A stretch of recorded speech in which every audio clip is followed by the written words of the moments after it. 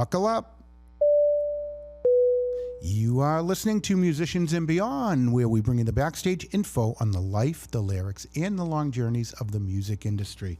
Last week we had Jimmy McWilliams in studio, brought his guitar. This kid is the real deal. He was on The Voice. He played a couple of originals for us and a cover song, and what a great story he is. So if you haven't heard the episode, go back and listen to Musicians and Beyond with Jimmy McWilliams, and you won't be disappointed. What a great guy. He's got a great future ahead of him. And speaking of a great future, our next guest, number 93, this is episode 93, I can't believe it. We have Jass Bianchi in here, and she is a rapper, songwriter, singer, and she's going to tell us all about her business. And so anyone out there listening and watching that is a musician and wants to know how to do everything, and I mean everything, the correct way, this is your girl. Jass, welcome. Thank you so much. That's quite an introduction. Thank you for having me. Well, we are honored to have you, and it's all true. Like, you got some awesome stuff that you can share, but I want to start like kind of from square one about this whole music stuff that you're doing, like how you got into music at a young age and where you brought that from. Yeah. So when I was younger, I actually started DJing when I was really young, and my dad liked music, so he was pretty much always playing guitar, listening to the Beatles, vinyls, all of that stuff. So I've been a hustler since I was born, and I figured, why not do something with what I love? And I started DJing, and pretty much my dad was like, if we're gonna do this better be a thing. So in high school, I started my own DJing business, and I was hiring some of the other kids in my school to operate some of the events for me. So that's kind of how I got into music and started on my musical journey. But I wasn't really when hip hop came along, it was because my cousin was in Boston and I was living in Newtown in Sandy Hook, Connecticut at the time.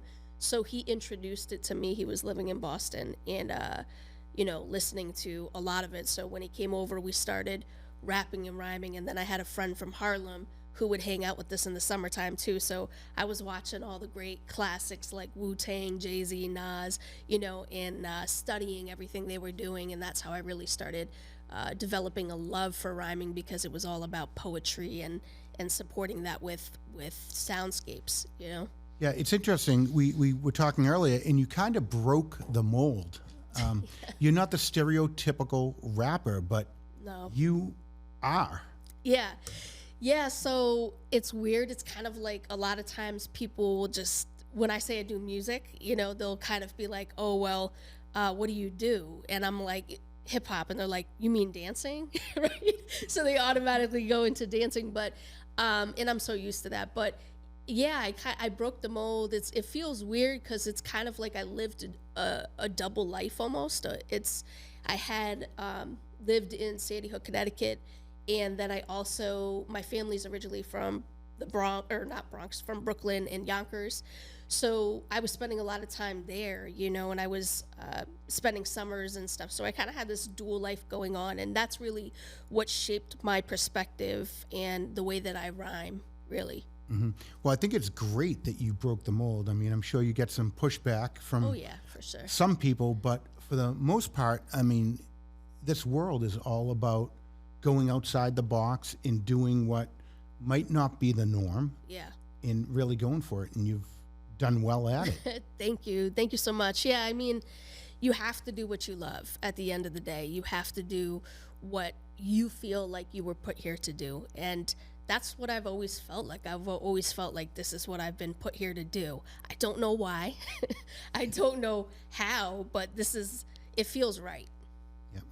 Yeah. So you started out as a little entrepreneur in high school, which is unbelievable. I mean, you had a business as a high school student. Yes. And now, you're an award-winning rapper. You get a lot of awards under your belt, which is really cool. Thank you so much. Yeah. It feels weird. It's kind of like, when I was little, I always wanted to do all these big things with music. And it's weird how it worked out. It just worked out, and I look back, and now sit back and I say to myself, wow, you actually did what you wanted to do as a kid, which is really cool, because as a kid, you're just trying to you're thinking big, you're dreaming. And so I was able to do a lot of really what I wanted to do, and now I have other dreams as well. But it's a gift to be able to do what you really want to do in life. What are your other dreams? Yeah, so I have a lot of other dreams that are related to music and are not related to music. So music wise, I'm still, obviously, I'm going to be a rapper, songwriter, producer till I die, pretty much. That's how I feel. If you're born into it, you're in it, right? But in terms of my aspirations that I'm trying to accomplish future wise, I would say I'm really trying to get women and female entrepreneurs in other underserved countries to really have more opportunities. So I've been that's very long term. That's been kind of something that I've always been slowly working at. And then currently now, I feel like this is my plug, right?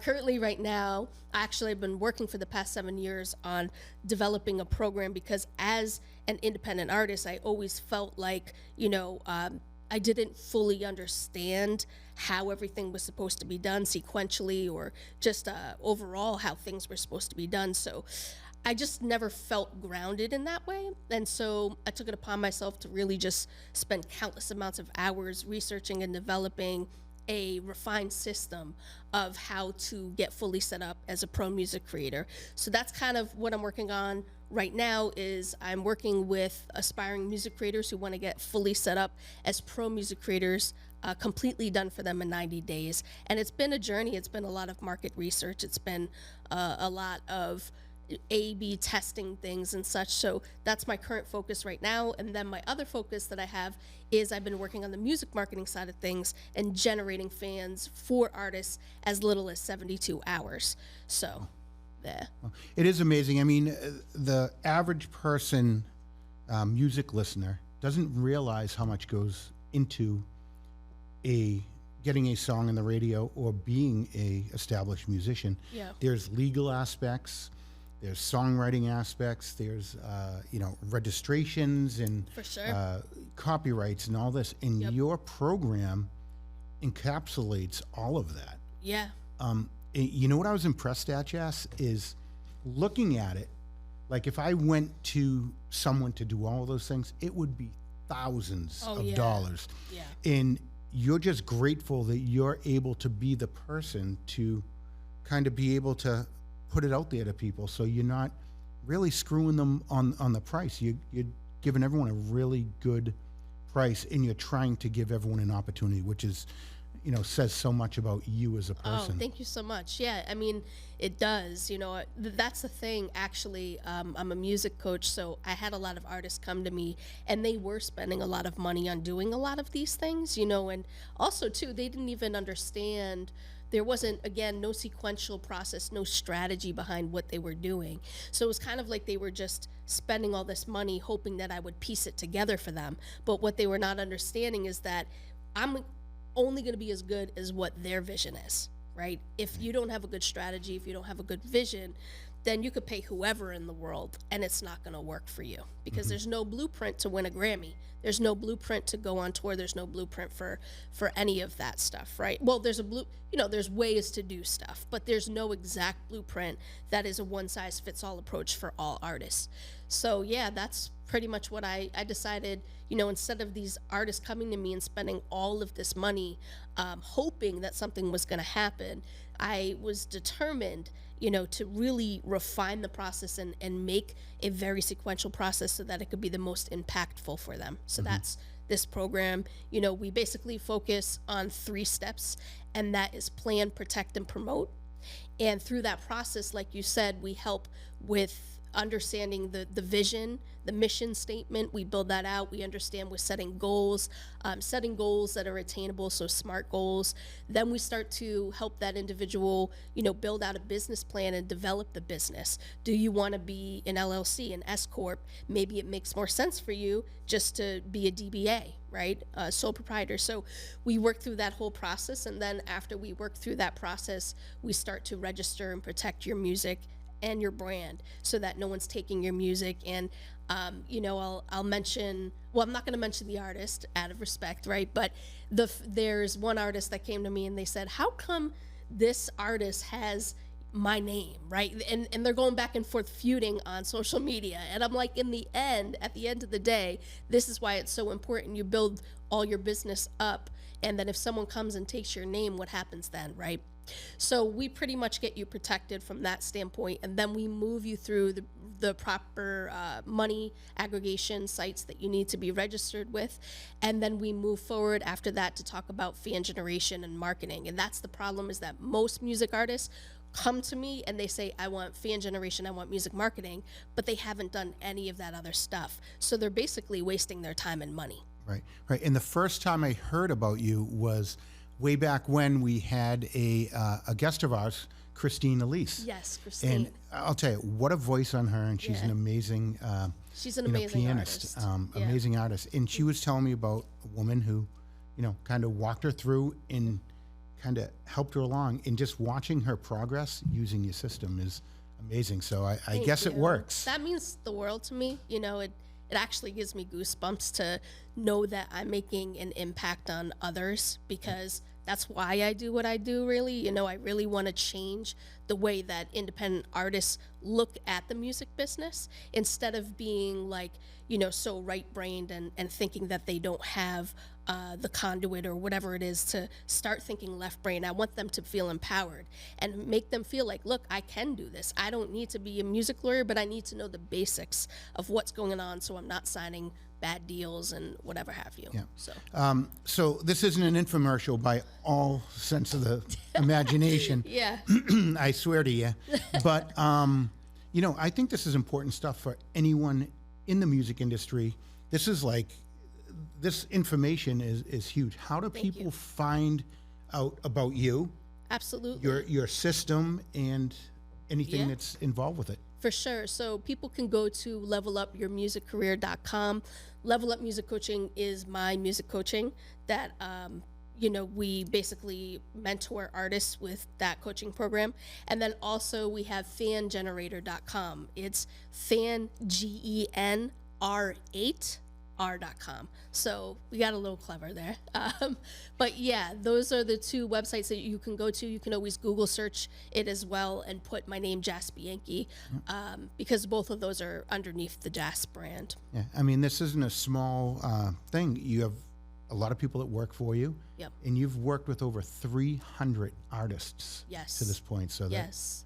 that's Yes, amazing. I have. Yeah, over my career, and it's been amazing. I mean, each artist has totally different objectives, totally different skill sets, totally different artistry, right? The way they do their art.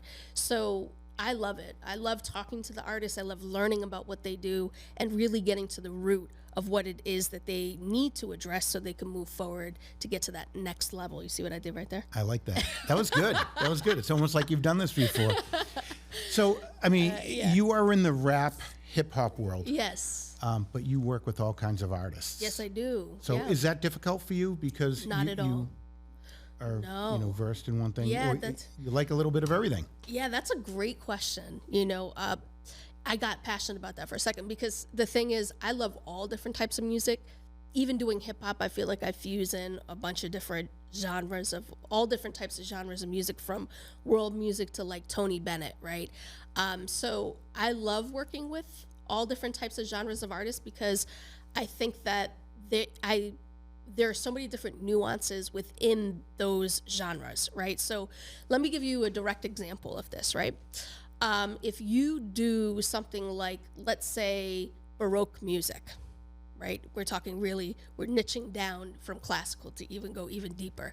If you're doing something like that versus you doing pop music or hip hop music, then basically your audience that you are trying to corner as being some of your fans, and your success is going to be impacted by that, because the potential roof to the amount of people that you can be pitching to decreases, right? Gotcha. So I love working with all different genres, because in each genre, like I said, there's different pieces and components you need to know about. Yeah, each different genre almost has its own issue or problem or thing you have to work a little bit extra to make it Yeah. happen. It's kind of cool. It is It cool. probably makes it more exciting for you. It makes it so much more exciting. And then, of course, the commonality is that, let's say, is imposter syndrome, right? You have things like that everybody's dealing with. So, for sure, I think that there are little nuances, and then there's also the commonalities between all of them. And you do a lot of in-person coaching, but also you have online things. So anyone in the world can. Yep. can do it. I've done coaching with artists in Ireland, UK, Canada, US, some from India, Africa. Wow. Yeah, so it really depends on what is your vision. I will say this though, I don't know, the one thing I don't know, and I always try to make sure I make a point of, is I'm not a music lawyer, so there are a lot of nuances when it comes to, operating in Africa, operating in India. It's a whole different how you need to get set up structurally. So for the program that we have right now, the 90-day program, we're really focused on artists in the US until we then develop, in other countries. But I always make a point to say that because I don't know everything. I'm not claiming to be like the guru of the world. No, but you kind of get the market cornered. You kind of are the guru of your craft. Well, thank you. So you used to play around a lot. You used to be Yes. out and about and out, playing in front of live crowds. Yes. Do you miss that? I do miss that a lot. This is funny that we're talking about this. I was on the phone with an artist and a fellow business person based out of Buffalo. And him and I were talking about doing art as a business versus doing art as something that just fulfills you. And for me personally, I feel like art obviously fulfills me, whether I do it as a business or not. I would always pursue music no matter what. That's just like, it's kind of like the thing that's a pain in your ass. You're always thinking to yourself, well, when you get frustrated, I'm not gonna do this anymore, but it just comes right back. So that's kind of how I feel, is that, if I could do this if I could have my band bring them back together the way that I want to, that would be my ideal. Those are future plans that we're talking about right now. Kind of sounds fun. Yeah, we had a lot of fun. We toured the East Coast. We did a lot of shows. There was actually a venue in Boston called Church, and so we performed over there before they shut down. And we've done Middle East and a bunch of other venues, performed out in Brooklyn. So yeah, I miss it. I miss it a lot. Yeah, it sounds like a fun life, but it was time to take a turn and Yeah, it was time to have some kids. and do this other thing. Yeah. So you have a family. You have a couple of kids. I do. Yeah, excellent. Are they into music at all, or? Well, it's funny you say that. My daughter, she came home yesterday, and my wife had actually brought her into the house, right? And she's like, "Mama, I found this new song," right? And she's getting into that phase. She's only 4, but she's getting really into music. So I had to immediately drop everything I was doing from my marketing side, the agency side, and I had to just like start dancing with her, because if I don't, she's very spicy, right? So if I don't dance with her, if I'm not grooving with her, she's like, "What's going on?" So she was rocking out, and it was hilarious because as she's doing stuff, she goes, "You sit there. This right here is the stage. I'm only on the stage," right? Wow. So I was like, okay. So, so she was performing. And then my son, he loves drums. He's just obsessed with drums. And it's funny because most people will say, "Oh, sing them something. Sing." He doesn't want me to sing him anything. He just wants me to beatbox to him. And he goes to sleep when I beatbox, so it's Well, it's funny. great that they have musical bones in their body too. Yeah. It's probably exciting for you to know that you're kind of passing the It torch, is. and, It's beautiful, I think, and that they might do something with Yeah, that for in the sure. future. You've worked with a lot of big names. Yep. The biggest, Yep. the Wiggles. Yes. The Wiggles. My kids used to watch the Wiggles. Those guys. Yeah. Okay, so you worked with the Wiggles, Snoop Dogg, Yep. huge. Yep. Nora Jones, Yep. Wu-Tang. I Yep. mean, who else? Yeah. Well, so at the time, held two positions when I worked with those people. The first position was when I first got out of college, and I was doing an internship at Koch Records. Koch Records was pretty much a forward-thinking record label at the time. They were one of the innovators in terms of independent. So at the time, they had acquired a lot of artists, doing many different types of deals with them, not doing the traditional 360 deals per se. So I was working on the social media accounts for Snoop Dogg, the Wiggles, and Norah Jones, and it was fascinating because the messages I used to get were, it would talk about genres, right? Yeah, that's, I mean, what a opposite end of the spectrum. Total opposite side of the spectrum, you know, like one of them was like pretty much like, should I call the cops right now? And then the other one was like, oh, you know, maybe I could show this to my little cousin, right? Or like Norah Jones was like, oh, cool, this is artistic and sassy response here, you know? So it was widely different, and it was fascinating, and it was really cool working for them because you'd see the artists come in, you'd talk to the artists on their way in and out, you'd have jokes with them. So I thought it was a really cool experience when I got out of college.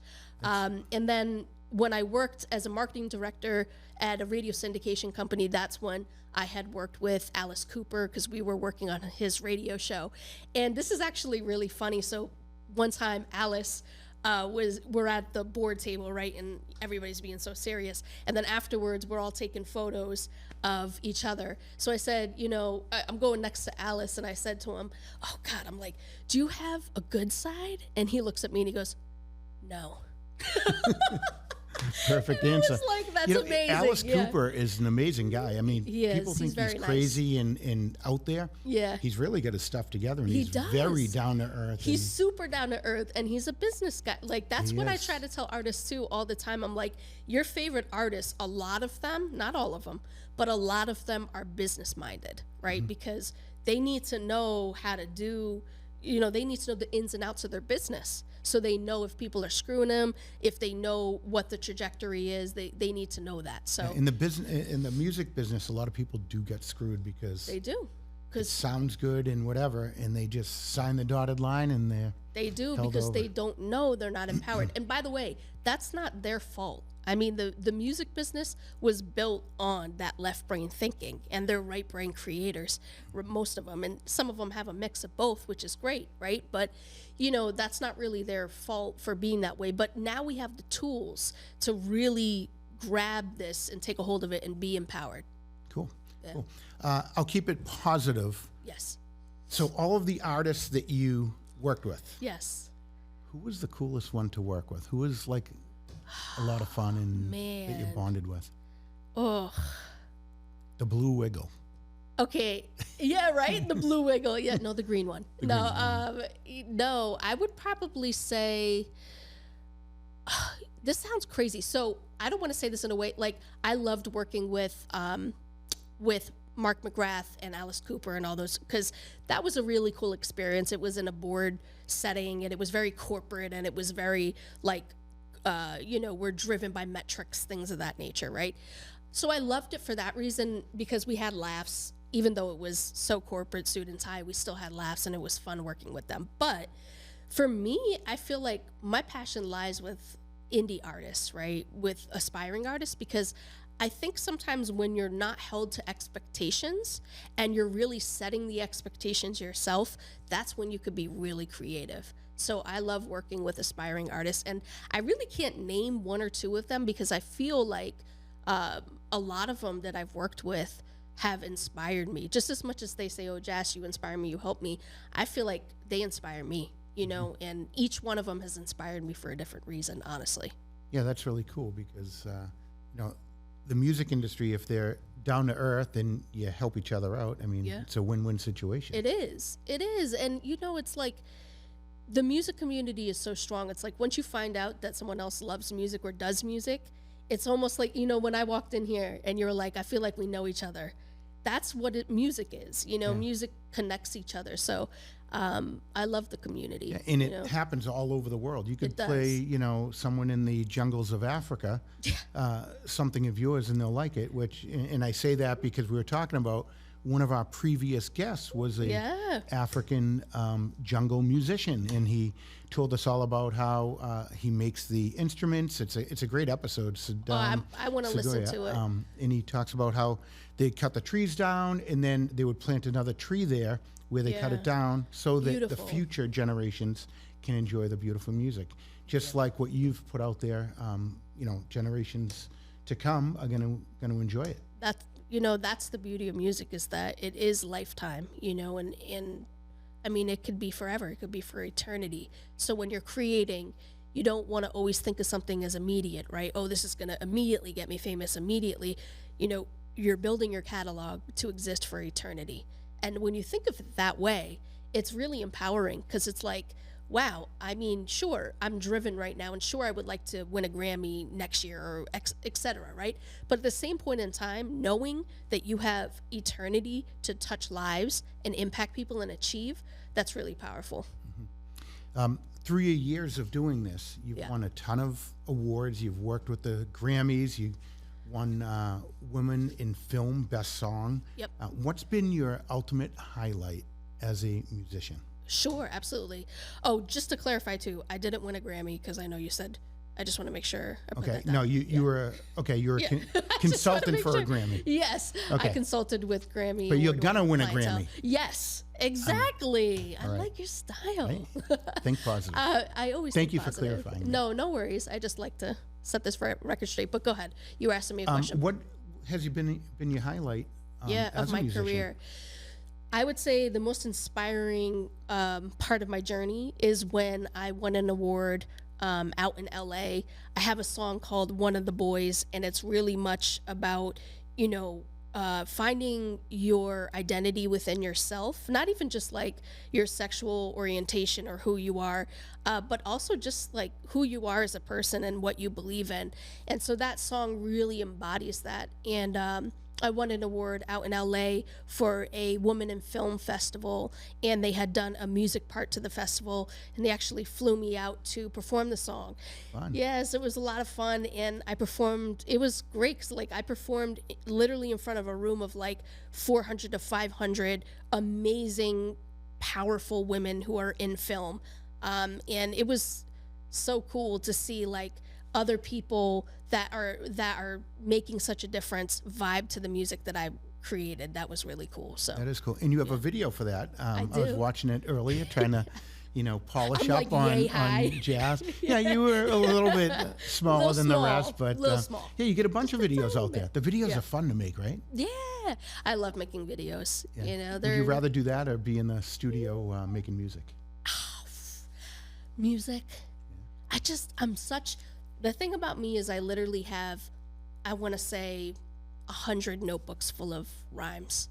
I mean, I have them stacked there. I keep saying to myself, oh, I'm going to go in there and digitize everything but a part of me just likes the texture. I like the smell. I like, remember, and it's weird, but I can remember back to when I used to rhyme or write that stuff down, in that exact moment.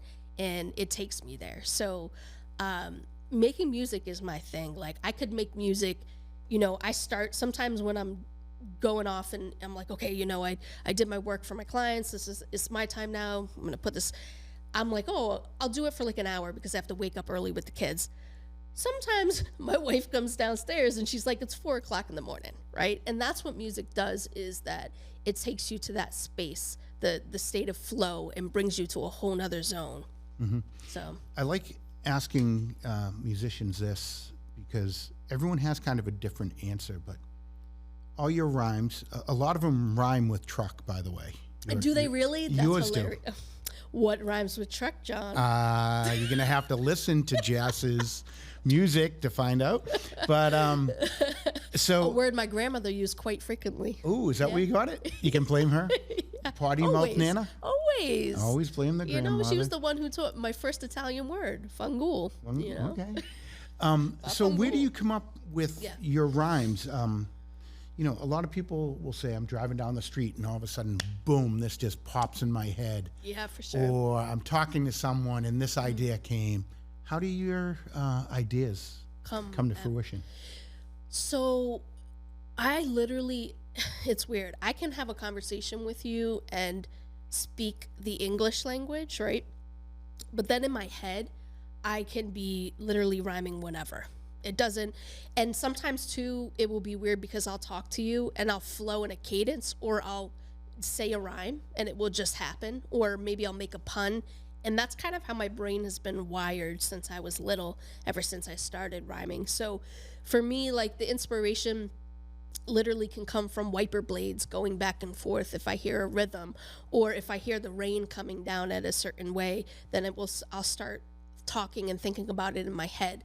And I also feel this, again, this is funny because one of my other clients, I was talking to him the other night, and he has been at it for a while, great guy. And he was saying to me, it's almost like this spiritual thing that happens to you where it just hits you, and it's like, I gotta write this down on paper, or I gotta figure out how to get this out of me. And that's kind of how I experience things sometimes. It's kind of just this like spiritual moment, really. Yeah, it's so interesting because you can describe it to someone, but till you've experienced it, it's a different thing. Yeah, it's a totally different thing. It's so yes, interesting. It's fascinating because I'm a Virgo, so sometimes I tend to be very like logical and everything, but there's no logic to that. It's just it's kind of transcendental, a transcendental experience. So, through your career, you've written a ton of songs. Kind of a loaded question because it's like asking you who your favorite child is, but do you have a favorite song that you wrote? Oh, wow. Yes, I do. And what is that? The song is called Pretty, and I took it down. So in this whole process, right, what we were talking about, I was offered a label offer, right, when I was in college, and basically the idea was lose weight and quit college, right? And I didn't want to do any of that because I love lasagna, and I'm not going to give that up for anyone. And I didn't want to take advantage of knowledge because knowledge is power. So at the time, basically, I thought to myself, I got to get myself together and figure out this whole process. So I took this song down. But this song is basically about women, and it's basically about the idea that women have to be pretty, and we have to fit this kind of standard in order for us to be able to survive, really, to communicate, to survive, to be of value. And it's a very raunchy and blunt song, and I feel like if you know me as a person, when we talk, I might come across as very polished, very whatever, very... In that you do. Yeah. I was a little surprised when I saw the video and the F-bombs are dropping left and right. I was like, wait a second here. Yeah, not the same. It's funny. I'll tell you a funny story after this quick. But basically, so that song is very, very gritty. It's very at the core of who I am. And there's no what would you say? No filter. No. And so it was really fun making it. And actually, the award that I won out in LA for one of the boys, the person who made the deciding factor, she said to me, she goes, we gave you the award for this one because it's just so well done, but Pretty is my favorite. So I said, yeah, that's my favorite too. It's not a radio hit, but it's something that you can really vibe to. So cool. Yeah. So you go out of the box with a lot of things. First of all, being a small white rapper. Yeah. Everything. And you're a huge human rights activist. Yes, I am. 100%. Yeah, and you use your music in your platform to promote that. Can you tell us a little? You do your research, huh? Well, that's why they pay me the big money here at Musicians and Beyond. Obviously, right? Follow. Make sure you give Jass a follow and follow us too, yes. and interact and check out some of our past guests. We get some really cool people on here. Yes, you do. Very impressive. Well, thank you. Keep doing what you're doing because it's great. Yeah, we're trying. It's you're doing so interesting. Talking to people, and I mean, you're the first rapper that we've had on here, but we've had everything. We've had a guy from Ireland zoom amazing. in, and then we've had, rock stars. We've had country stars. We've had in person. I mean, that's beautiful. It's not a bad life, and it's a great life. I love it. And it's nice learning. Yeah. About all these different genres and how people get into it. And all for sure. It's all different. And I love your rock star pictures. You're living the rock star life on IG. Well, I'm trying to. Except I You can't say trying, John. I You just cannot gotta say sing. you're doing it. I cannot sing whatsoever in the shower. Are you sure? I'm sure. Okay. I've tried the guitar for a few years, Yeah. maybe more than that. Yeah. No. Not going so well, No. But you do songwriting. apparently. So yes, that's something that's happened lately, which is kind of cool. So when I grow up, I'm gonna be like you. Oh gosh. Yeah. Well, no. You're already there. You're already there. So, Jass, what else do you want to talk about? Let's. Just the funny story I wanted to tell you. So, I think it's interesting because of the dual life that, like you said, oftentimes people will take one look at me and they'll say, you do what, right? They don't understand. They don't put it together. And then even at that point, even when they do put it together, they're kind of like, is this girl good? Right? That's the automatic. Yes, she is. Oh, thank you. That's the automatic first, like, is this girl really good? And so I think I've had a lot of experiences like that. That's been kind of, like I said, almost like a connector. And want to talk about human rights for a second too, but almost like a connector between worlds, different worlds. I always try to learn culturally about different worlds, and I have friends from all over the place, all different cultures. So for me, this was a funny situation where I was kind of getting into the marketing side of thing, and I was when I first started my agency, I was getting into the boardrooms and big, in front of big decision makers. And in my head, I'm like, I hope to God they don't watch that fucking video, right? Like, that's what I'm thinking in my head. Oh, yes, sir. Yeah, but right. So I consulted with the Boston Sangerfest men's chorus. There's about 72 men in there. All of them are brilliant. Really, really fascinating guys. And so after I presented my presentation on marketing and SEO and all this stuff, right, one of them pulls me aside and he goes, Jass. And I said, yes. And he goes, I saw your video on YouTube. Like, shit. Whoops. Right? Yeah. So he goes, it was good fucking stuff, right? So, it's like, again, music appreciates music. And actually, too, when I worked for the Massachusetts Association for Mental Health, one of the CEOs there, she said the same thing to me. And she's so smart and impressive. And I didn't want her to watch it, too. And she was like, wow, like, your music is really good. A couple bad words in there, but good, right? So I think that's what's beautiful about music, is that it transpires. So just diving into the human rights side of things for a second. The human rights, I feel like, it's so important that we advocate for others. I think myself being in a place of privilege in a certain regards, sometimes people will listen to me more than they'll listen to other people, and that's just kind of what it is. That's not painting it, sugarcoating it or anything. So my family is very diverse. My cousins are Black. My other cousin comes from Guatemala. So, we have a lot of, my aunts were gay. We have a lot of diversity within our own family. So from a very young age, I've always felt the need to defend them. And that's kind of where my human rights activism started, was feeling the need to defend them. And then as I grew, interacting with friends who were going through other socioeconomical issues or things because culturally where they came from.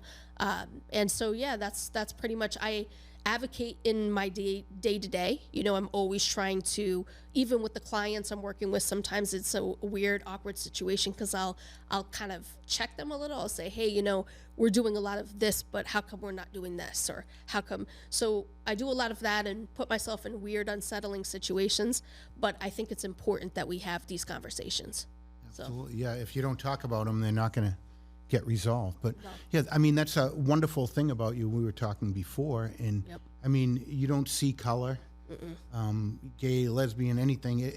Black, white, doesn't matter what part of the country you're from, what kind of music you have. Yep. You embrace it all, and it's really cool that you help each one of those subcultures, if you want to call it that.